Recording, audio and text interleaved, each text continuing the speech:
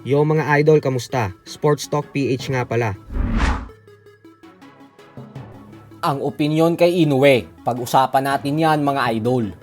Ngunit bago ang lahat ay huwag kakalimutang mag-subscribe at i-click ang notification bell button for more sports talk. So alam nga po nating lahat na bago ang naging sagupaan sa pagitan ni Naoya Inoue at Alan Picasso, ay nagtrending ang naging pagsita ng kampo ni Picasso sa ginagawang pag-handwrapping ni Inoue sa backstage. Dahilan kung bakit pinaulit ito ng pagbenda ng kanyang kamao. At dahil po dyan ay nagsosuspetsya ang mga fight fans na dahil umano nabantayan ng husto ang handwrapping ni Inoue, ay ang siyang dahilan kung bakit tila nawala ang bagsik ng kamao nito. Kaya kahit daw napakadaming solidong suntok ang ipinatama nito kay Picasso, ay nabigo siyang patumbahin ito.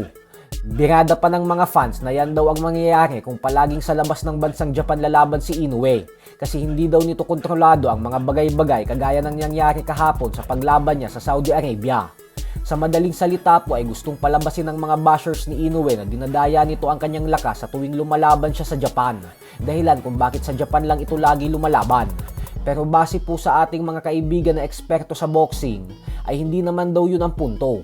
Ayon kay Pinoy Boxing Prodigy na siyang may mga hawak din na boksingerong inilalaban sa labas ng bansa, ay depende daw sa batas ng Boxing Commission sa nasabing bansa ang ginagawa.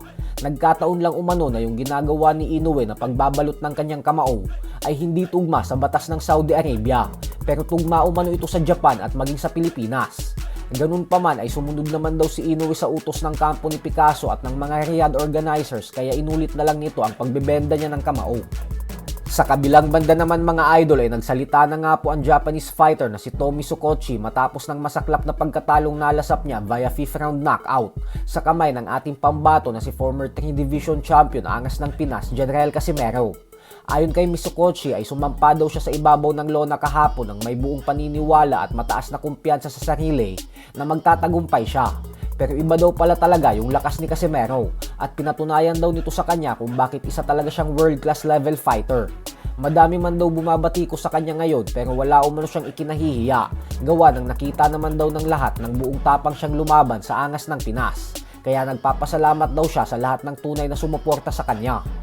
Samantala, nag-cruise naman nga po ang landas kahapon ng former Paul for Pound King legend Gennady Golovkin at ng football icon na si Cristiano Ronaldo. How was everything? What are you doing here? When? Tonight. But it's good again? You don't fight more? No. And one more next year? Really? But now I'm working with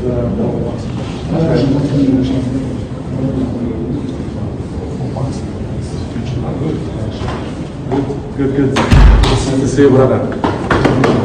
All the best for you. For the Happy New Year. All the best for you, okay? Thank you. Nice to see you.